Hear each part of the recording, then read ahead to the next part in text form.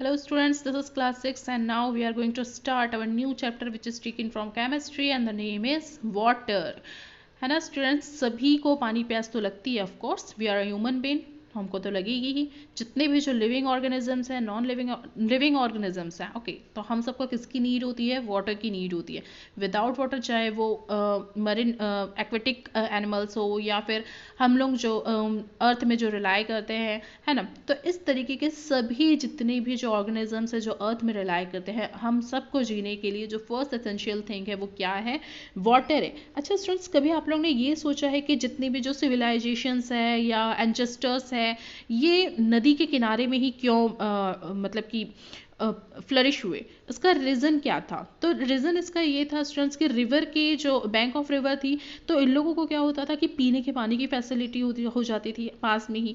उसी वाटर से उन लोग अपना डेली बेसिस पे जितनी भी जो नीड रहती थी, जो यूज़ रहते था, वो लोग कर लेते थे, है ना, जो डेली एक्टिविटीज़ रहती थी जिसमें हम लोगों को यूज़ होती है।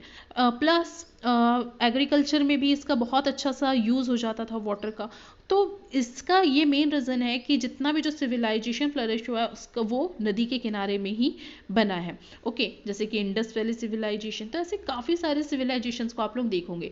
या फिर अगर मैं दूसरा एग्जांपल दूँ, जैसे कि अगर हमको घर बनाना है, तो घर बनाने के लिए इंसान आज की डेट में या पहले भी ये होता है कि सबसे पहले जो फैसिलिटी देखता है वो किस चीज़ की देखता है? पानी की। ओके, सबसे पहले वहाँ पे बोर करवाई जाएंगी, कुएं खुदवाए जाएंगे, क्योंकि घर की नींव रखने के लिए स्टार्टिंग भी जिस चीज़ से हो रही है तो उसमें आपको पानी की ज़रूरत पड़ती है। चाहे आपको सीमेंट को घोलना हो या फिर जो भी काम करना हो, पानी हमको आखिरी तक के हेल्प करता है। डन। या फिर अगर हम लोग धूप से कहीं से आ रहे हो, हमको जो वाटर है वो एनर्जी देता है। तो हम सबके लिए जो फर्स्ट प्रायोरिटी है, फर्स्ट एसेंशियल थिंग है, वो क्या है? वाटर है। Okay, but students, do you know कि हमारे अर्थ में हम ब्लू प्लैनेट बोला जाता है क्योंकि हमारे अर्थ में पूरा वाटर है। बट अगर आपको पता है कि इसका ये इतना सारा पानी होने के बाद भी हमारे पास कुछ अमाउंट ऑफ वाटर सिर्फ ड्रिंकिंग वाटर है। ओके, बाकी का पानी हमारे कोई काम का नहीं। अच्छा, ड्रिंकिंग वाटर किससे बोला जाता है? ड्रिंकिंग वाटर वो वाटर होता है जिसमें जो सॉल्ट है या जो पॉल्यूटेड वाटर है वो उसमें बिल्कुल भी उसका जो परसेंटेज है वो उसमें इंक्लूड नहीं होता है। That's called the drink water. Okay, तो इसी सब चीज़ों को हम लोग यहाँ पे देखने वाले हैं अपने इस चैप्टर में। Okay, so now let's get starts and let's begin from here. Now I'm going to read, and students, first you have to open your book and the page number is 55. So water is essential for the survival of all living beings on earth. यानी कि जो water है वो बहुत ज़्यादा survival यानी कि essential thing है हमारे लिए, जितने भी जो लोग अर्थ में रहते हैं। We use water to do our daily chores, तो हमको अपने डेली चॉर्स, डेली कामकाज के लिए वाटर की जो बहुत ज़्यादा ज़रूरत होती है। Let's find out how much water we use in a day. और अब हम लोग स्टूडेंट्स यहाँ पे देखते हैं कि वाटर का किस तरीके से हम लोग यूज़ करते हैं। सो स्टूडेंट्स, यहाँ पर एक चार्ट बना हुआ है। नेम ऑफ द एक्टिविटी, यानी कि जो डेली बेसिस पे हम लोग जो एक्टिविटी करते हैं, just like brushing of teeth, cooking, bathing, watering plants and washing clothes, तो इन सब एक्टिविटीज़ में हमको जितना पानी लगता है, just like brushing of teeth, तो इसमें आपको 2 मग 3 मग कितना पानी लगता है वो आपको बताना है। तो इस हिसाब से हम कैलकुलेट कर पाएंगे 1 लीटर 2 लीटर पानी कितना आपको लगता है, कुकिंग में आपको कितना पानी लगता है ना। तो इसके अकॉर्डिंग हम लोग कैलकुलेट कर पाएंगे कि एक दिन में हम लोग को कितने वाटर की ज़रूरत होती है। डन। और हम लोग कोशिश ये करेंगे कि अगर हमको जितनी नीड है हम लोग उतने ही वाटर का यूज़ करें।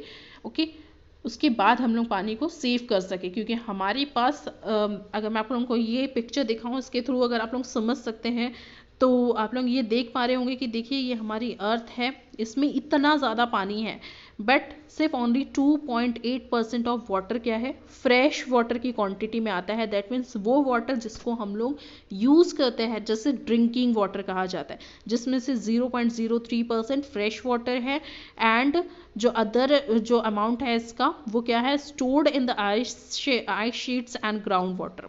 इसमें जो 0.03% है दैट्स अ फ्रेश वाटर जो हम लोगों को मिलता है, जिसे ड्रिंकिंग वाटर भी बोला जाता है।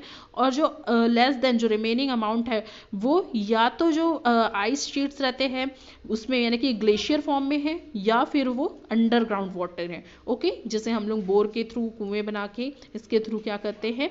हैचिंग करते हैं, उसके थ्रू से गेट करते हैं।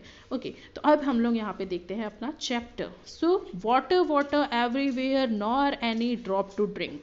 यहाँ पे एक थॉट लिखा हुआ है, ये जो थॉट है एक पोएम में से लिया गया है, that means Rime of the Ancient Mariner. Okay, ये राइम है किसकी? एंशियंट मरीनर की, जिससे लिखा है किसे? Samuel Taylor Coleridge. तो ये इन्होंने इसे लिखा है। इसका मतलब क्या है? वाटर वाटर एवरीवेयर, मतलब कि पीने के लिए जो पानी है वो तो बहुत ज़्यादा है। सो स्टूडेंट्स, इसका मतलब ये है कि देखिए, अगर इस सीन के थ्रू, अगर इस डायग्राम के थ्रू मैं आपको इस राइम को बताने की कोशिश करूँ तो इसका मतलब क्या होगा कि वाटर तो हर जगह है, बट पीने लायक एक बूंद भी कहीं नहीं है हमारे पास, है ना। तो इस राइम का मतलब आप लोग समझ गए होंगे कि इस राइम का मतलब क्या है। ओके, तो इसे किसने लिखा है स्टूडेंट्स? इसे लिखा है सैमुअल टेलर कोलेराइज ने। So this line beautifully despite the feeling of sailor who is one of the voyager of the sea and in the thirsty। मतलब कि ये जो लाइन है ये बिल्कुल उस पर्सन पे सूट होती है जो समुद्र के किनारे तो है और बहुत ज़्यादा प्यासा है, बहुत ज़्यादा थर्स्टी है, बट वो एक बूंद भी पानी पी नहीं सकता। और वो बोल रहा है water water everywhere nor any drop to drink. Okay, but पीने लायक एक भी नहीं है पानी। आप लोग समुद्र जाते हो और आप लोग प्यासे हो, आपके चारों तरफ पानी, क्या आप उस पानी को पी सकोगे? Of course not. क्यों? क्योंकि वो बहुत ज़्यादा सॉल्टी होता है, बहुत उसमें नमक है ना। तो ड्रिंकिंग वाटर वो होता है जिसमें सॉल्ट का अमाउंट एकदम लेस होता है। तो होप आप लोग अब इस राइम को अच्छे से समझ गए होंगे। इसी तरीके से स्टूडेंट्स, सेकंड पैराग्राफ में मैं आपको बताना चाहती हूँ कि ये क्या है, हमारा ब्लू प्लैनेट के बारे में बताया गया है। ब्लू प्लैनेट हमारे अर्थ को क्यों कहा जाता है? ऑफकोर्स यहाँ पे क्या है, चारों तरफ से पानी घिरा हुआ है, मतलब कि तीनों साइड से हमारी जो अर्थ है उसमें क्या है, कंप्लीटली पानी है।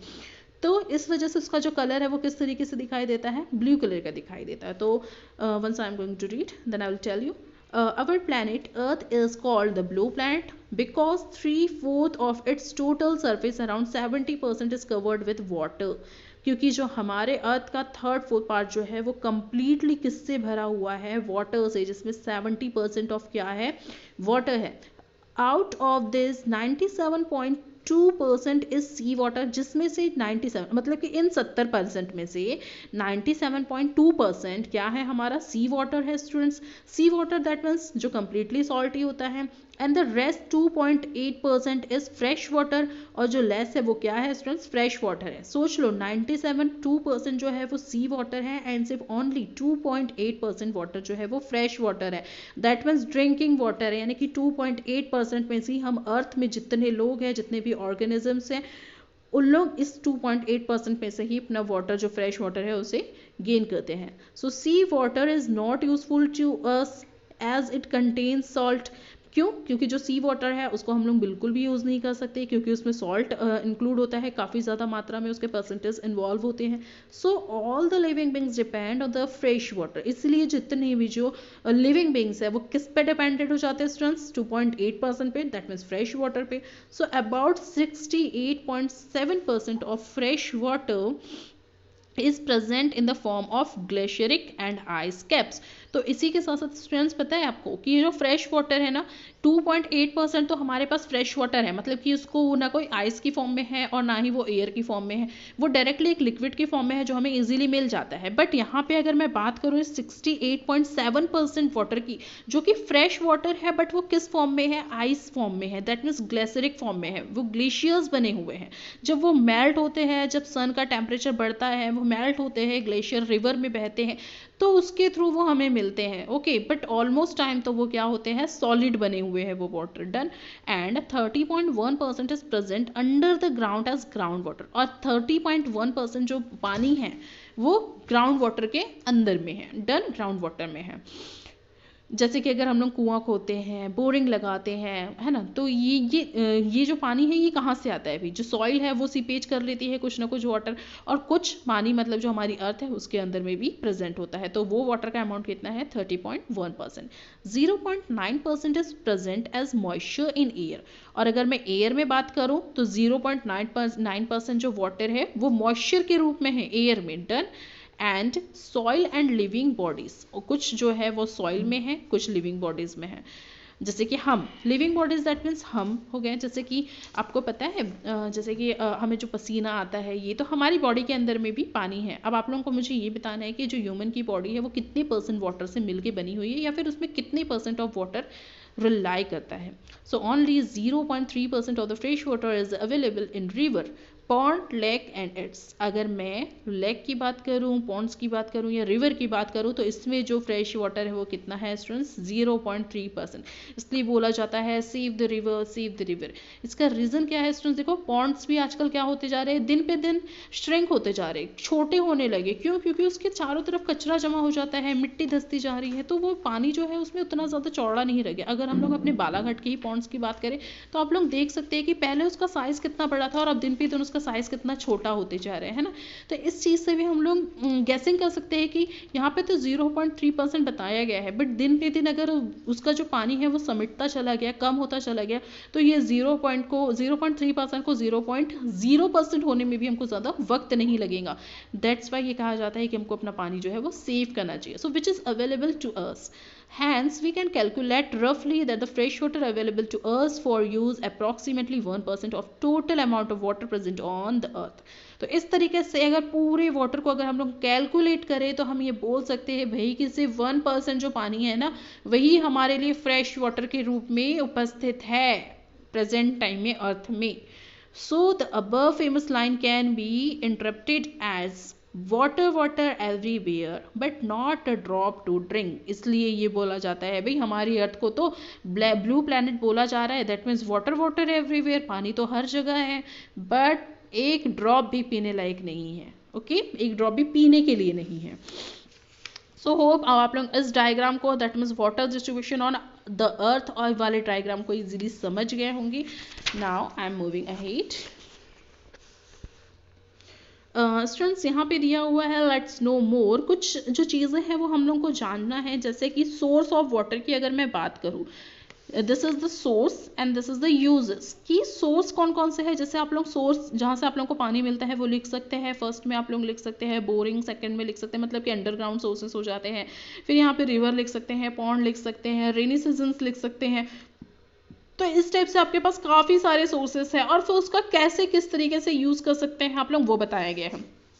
अब स्टूडेंट्स अब यहाँ पे हम लोग देखते हैं सोर्सेस ऑफ वाटर। फर्स्ट में आ जाता है आपका sea water. Students what is sea water? Sea water that means water that present in ocean and seas purpose. Okay तो वो वाटर जो कहाँ पे प्रेजेंट है, ओशियन में और सी में प्रेजेंट है, उसे क्या बोला जाता है स्टूडेंट्स? सी वाटर बोला जाता है। और it constitutes 97.2% of the total water present on the earth. Okay total जो हमारे अर्थ में जितना पानी है उसका 97.2% कहाँ पर है भाई? इसी सी में और इसी ओशियन में रिलाई करता है। तो इसी तरीके से इसे क्या बोला जाता है? सी वाटर बोला जाता है। स्टूडेंट्स मैं यहाँ पे एक एक लाइन करके तो आपको नहीं समझाऊंगी क्योंकि ये जो चैप्टर है ये काफ़ी बड़ा है, तो बेटर है कि आप लोग इसे अच्छे से रीड करें, देखें, और अगर इसमें कोई भी क्वेरी हो तो आप लोग मुझे पूछ सकते हैं। ओके बट कि जो मैं समझा रही हूँ ये उसका सेम इंग्लिश में लिखा हुआ मीनिंग है। उसके बाद आ जाते हैं स्टूडेंट्स हमारे पास फ्रेश वाटर। फ्रेश वाटर वो होता है स्टूडेंट्स, मैंने अभी आप लोगों को बताया कि जिसमें मिनिमम अमाउंट में सॉल्ट डिजोल्व होता है, यानी कि जिसे पिया जा सकता है। ओके देयर मेनली 3 सोर्स, और इसके सोर्स कौन कौन से हैं? रेन वाटर है, ग्राउंड वाटर है एंड सरफेस ऑफ वाटर है। मतलब कि ground water and the surface of water जो हमारे सरफेस में मौजूद है, जैसे कि रिवर में, या फिर फ्रेश वाटर हो गया, और जो रेन के थ्रू हमें वाटर मिलता है वो वाटर, उससे ही वो क्या बोला जाता है स्टूडेंट्स? उसके थ्रू ही हमारा फ्रेश वाटर बनता है। डन। अब उसके बाद आ जाता है रेन वाटर। भाई रेन वाटर क्या होती है ये सभी को पता है, किस तरीके से जो सरफेस में या फिर जितने भी लिविंग ऑर्गेनिजम्स के अंदर में या फिर प्लांट्स के अंदर में जितना भी मॉइस्चर रहता है, टेम्परेचर बढ़ने के साथ साथ उसका इवेपोरेशन होता है, देन फिर वो एयर में जाता है, फिर वो एयर हैवी होती है, कंडेंसेशन होता है उसका, देन फिर वो क्लाउड्स बनते हैं एंड फिर रेन के रूप में वो हमारे पास नीचे आ जाते हैं। तो यही सब चीज़ें रेन वाटर के लिए लिखी हुई है।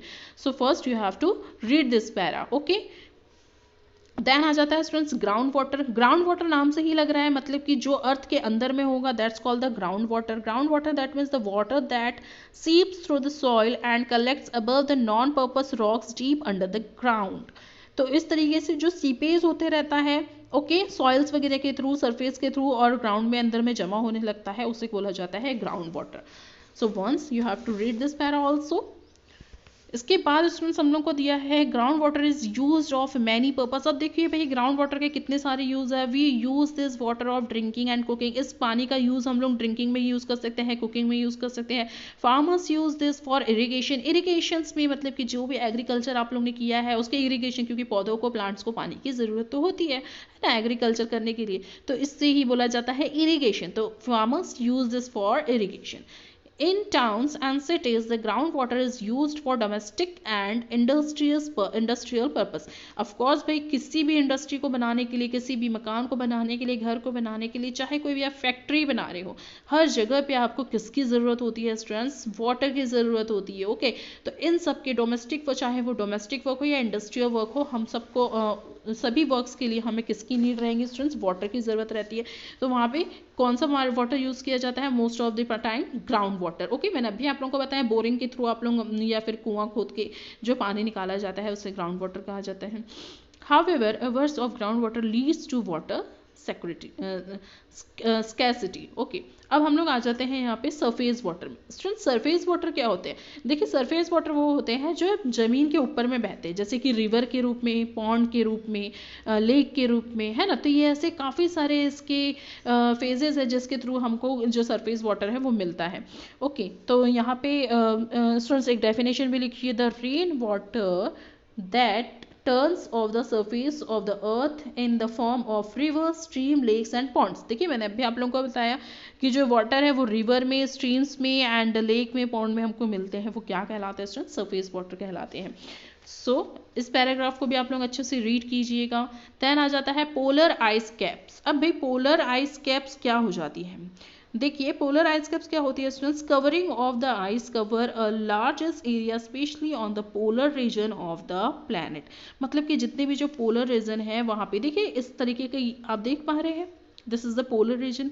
अब यहाँ पे ये जितने भी जो पोलर्स है ये क्या है? आइस से कवर्ड है। ओके, और ये जो आइस है ये फ्रेश वाटर आइस है। जब ये मेल्ट होते हैं तो ये ग्लेशियर क्या होती है? नदियाँ लहरों में बदल जाती है ना। ग्लेशियर जब पिघलते हैं तो बड़ी बड़ी रिवर्स बन जाती है। तो ये जो रिवर है जब ये मेल्ट होती है आइस, तो इसको हम लोग क्या कर सकते हैं? ये फ्रेश वाटर कहलाता है। And then this is also called the drinking water. Okay, तो ये पीने लायक पानी होता है, इसे ही बोला जाता है पोलर आइस कैप। तो ये था स्टूडेंट्स हमारा part number 1 of this chapter. I am stopping here and while watching video, if you face any problem, any queries, so you have to mention me on comment box. Okay, so I'm stopping here. I will provide the question answers of Let's Try 1 and see you soon with the next part of this chapter. Till then, take care. Bye bye.